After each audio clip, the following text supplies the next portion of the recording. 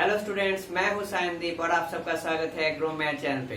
यहाँ पे ICSE and CBSE math syllabus के हर एक टॉपिक को थॉरोली डिस्कस किया जाता है एंड प्रॉब्लम्स हमको सॉल्व किया जाता है।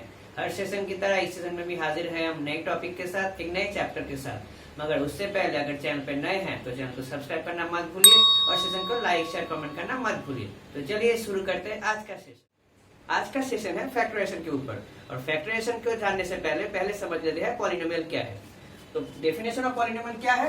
An algebraic expression which is expressed as a naught x to the power n plus a1 x to the power n minus 1 plus a2 x to the power n minus 2 dot dot dot an, where a naught, a1, a2 dot dot an are real numbers and n is a non-negative integer is called a polynomial of variable of x। इसका मतलब एक algebraic expression होगा जिसमें एक real number होंगे और variable of x होंगे, और x की जो पावर होगी उसको हम डिग्री कहेंगे। उसी तरह का कोई इक्वेशन होगा जिसको हम पॉलिनोमियल कहेंगे। मान लीजिए एक इक्वेशन है 3x² प्लस 2x माइनस 2, तो ये हो गया एक पॉलिनोमियल। ठीक है, मान लीजिए 9x प्लस 2, ये भी एक पॉलिनोमियल है। मान लीजिए 2a प्लस 3, 2a² प्लस 3, ये भी एक पॉलिनोमियल है। तो यहाँ पे रियल नंबर क्या होंगे? ये 3, 2, ये भी 2, ये 9, ये 2, ये 2, ये 3, ये होंगे रियल नंबर्स। और वेरिएबल क्या होंगे? ये x, ये होंगे वेरिएबल। यहाँ पे x, यहाँ पे a, ये होंगे वेरिएबल। और डिग्री क्या होंगे? डिग्री होंगे जो पॉलिनोमियल होंगे उसमें जब वेरिएबल होगा उसका जो मैक्सिमम पावर होगा उसको हम डिग्री बोलेंगे। इस इक्वेशन में देखिए x की मैक्सिमम पावर क्या है? 2। इस इक्वेशन में a की मैक्सिमम पावर क्या है? 2। तो इसका मतलब इस पॉलिनोमियल की डिग्री होंगी 2, इस पॉलिनोमियल का भी डिग्री होगा 2। और देखिए इस पॉलिनोमियल क्या है? 9x प्लस 2, तो इसमें x की मैक्सिमम पावर क्या है? 1, तो इसका मतलब x की डिग्री होगी 1। तो आप समझ लेते हैं ये डिग्री क्या होता है। जो वेरिएबल होगा x हो या b हो या a हो या y हो, जो भी हो, उसका जो मैक्सिमम पावर होंगे उस हिसाब से उस पॉलिनोमियल की डिग्री हम डिनोट करेंगे। अगर x की पावर, अगर वेरिएबल की पावर 1 हो तो उसको हम कहेंगे लीनियर पॉलिनोमियल।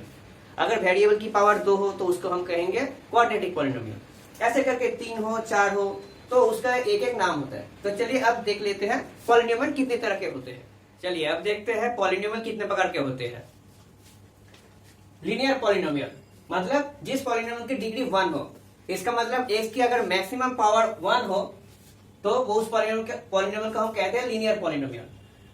क्वाड्रेटिक पॉलिनोमियल किसको कहते हैं? जिस पॉलिनोमियल की डिग्री 2 हो, इसका मतलब x की मैक्सिमम पावर अगर 2 है तो उस पॉलिनोमियल को हम कहेंगे क्वाड्रेटिक पॉलिनोमियल। क्यूबिक पॉलिनोमियल मतलब जिस पॉलिनोमियल की डिग्री 3 हो, दैट मींस x की मैक्सिमम पावर अगर 3 है तो उस पॉलिनोमियल को हम कहेंगे क्यूबिक पॉलिनोमियल। और बाइक्वाड्रेटिक पॉलिनोमियल को किसके कहते हैं? जिस पॉलिनोमियल की डिग्री 4 हो, दैट मींस जिस पॉलिनोमियल में x हो या a हो या जो भी वेरिएबल है उसके अगर मैक्सिमम पावर अगर 4 है तो उसको हम कहेंगे बाइक्वाड्रेटिक पॉलिनोमियल। तो अगर एक नंबर हो 7 या 8 या कोई भी डिजिट हो, मान लीजिए 20 है, तो इसको क्या कहेंगे हम? इसको तो हम ऐसे कांस्टेंट कह सकते हैं, मगर इसका भी एक नाम है, इसको हम जीरो पॉलिनोमियल कह सकते हैं। क्योंकि यहाँ पे जो वेरिएबल है, मान लीजिए x है, तो उसकी पावर होगी 0, that means 20 into x to the power 0। तो x टू द पावर 0 मतलब किसी का अगर पावर 0 है तो उसका वैल्यू क्या होता है? 1 होता है, that means 20 into 1, that means 20। तो इस तरह के पॉलिनोमियल को हम कहते हैं जीरो पॉलिनोमियल। चलिए अब देखते हैं डिवीजन एल्गोरिथम। तो डिवीजन एल्गोरिथम क्या है? If a polynomial fx is divided bye a non zero polynomial gx, मतलब एक पॉलिनोमियल जो fx है, मान लीजिए fx डिविडेंड है, ठीक है, और डिविजर है gx। तो अगर fx पॉलिनोमियल को gx से डिवाइड करे तो there exist unique polynomials qx and rx, जहां पे qx क्वोशिएंट होंगे और rx रिमाइंडर होगा।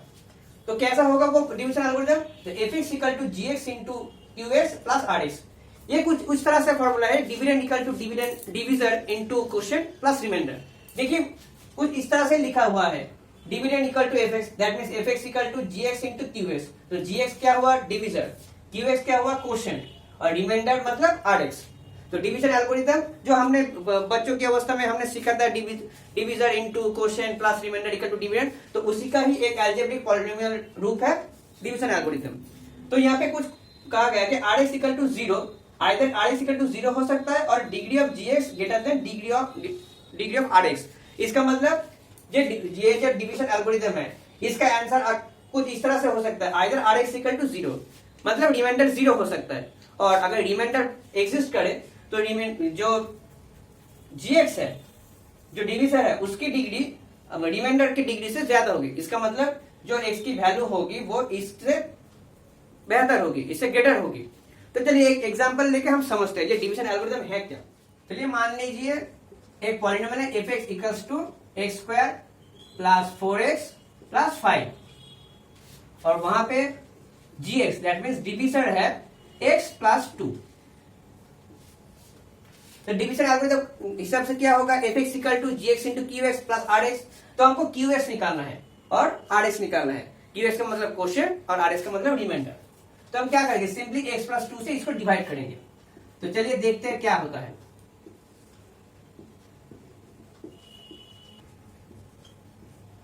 तो पहले किससे जाएंगे, x से।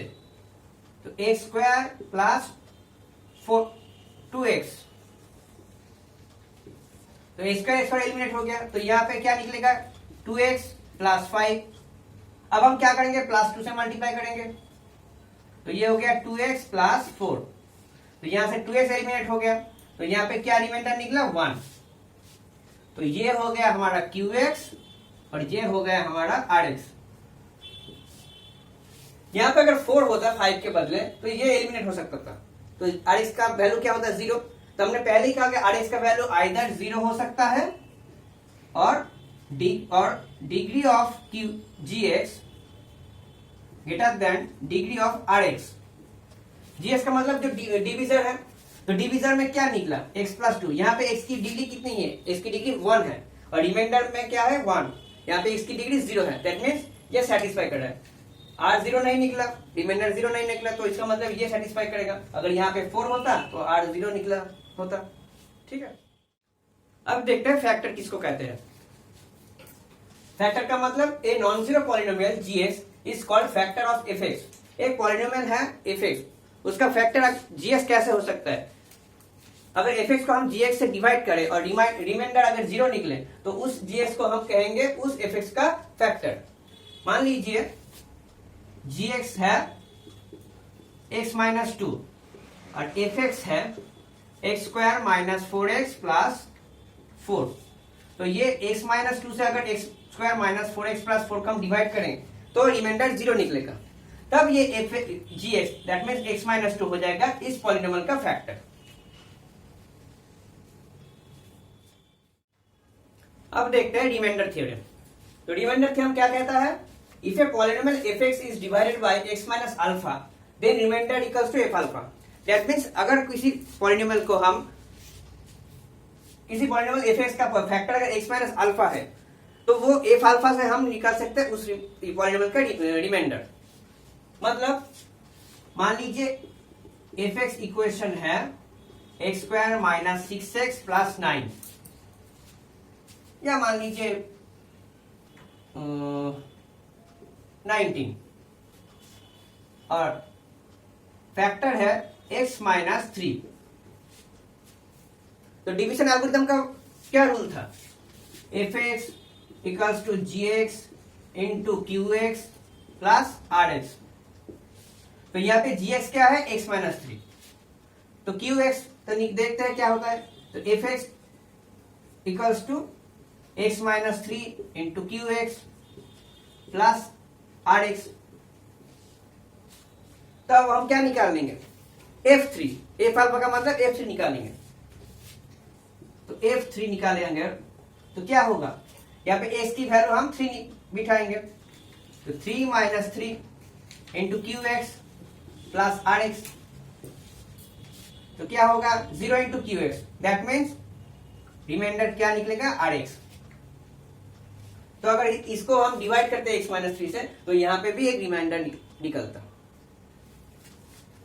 तो f ऑफ 3 से हम रिमाइंडर निकाल सकते हैं। तो रिमाइंडर कुछ भी निकल सकता है। ठीक,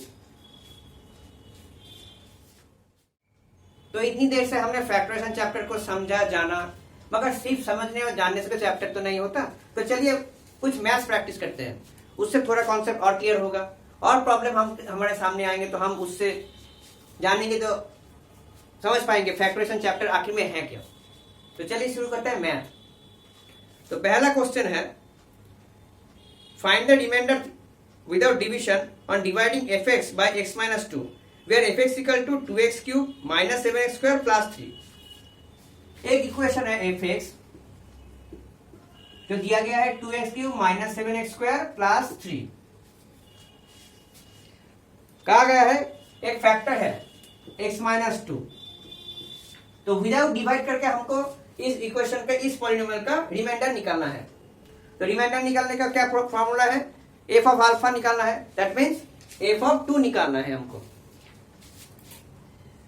तो अगर f ऑफ 2 हम सॉल्व करें तो क्या होगा, x की जगह पे हम 2 बिठा देंगे, तो ये हो जाएगा 2 into 2 cube minus 7 into 2 square plus 3, ये हो गया 16, ये हो गया 28 plus 3, 16 plus 3 19 minus 28 that means minus 9, ये हो गया रिमाइंडर।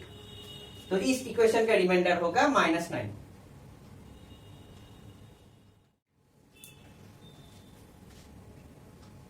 अगला क्वेश्चन है, find the remainder without division on dividing fx by 2x plus 1 where fx equal to 3x cube minus 7x square plus 4x plus 11। अब equation है 3x cube minus 7x square plus 4x plus 11, और factor क्या है 2x plus 1। तो क्या करेंगे हम, remainder theorem फिर से अप्लाई करेंगे। तो उससे पहले देखिए क्या दिया है 2x plus 1, तो इसके थोड़ा सजा लेते हैं। तो क्या होगा 2x plus 1 equals to 0, that means x equals to minus half। तो हमें a from minus half निकालना है, इसकी वैल्यू हमको निकालना है। तो चलिए a from minus half, that means जहां जहां पे x है वहां पे हम माइनस हाफ को बिठा देंगे।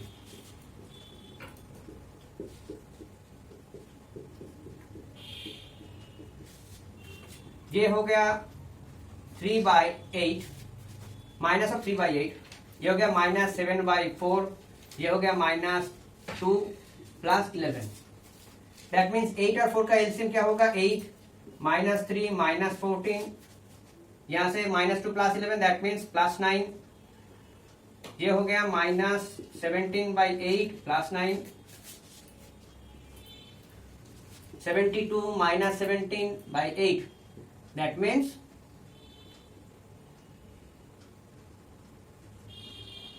6 and 7/8। ये हो गया रिमाइंडर। इस इक्वेशन का रिमाइंडर क्या होगा 6 and 7/8। नेक्स्ट क्वेश्चन है, using remainder theorem find the value of k। अब रिमाइंडर थ्योरम को अप्लाई करके एक कांस्टेंट k की वैल्यू हमको निकालनी है, और उसके लिए हमको इक्वेशन दिया गया है 2x cube plus 3x square minus kx plus 5, और फैक्टर है x माइनस 2, और रिमाइंडर की वैल्यू है 7।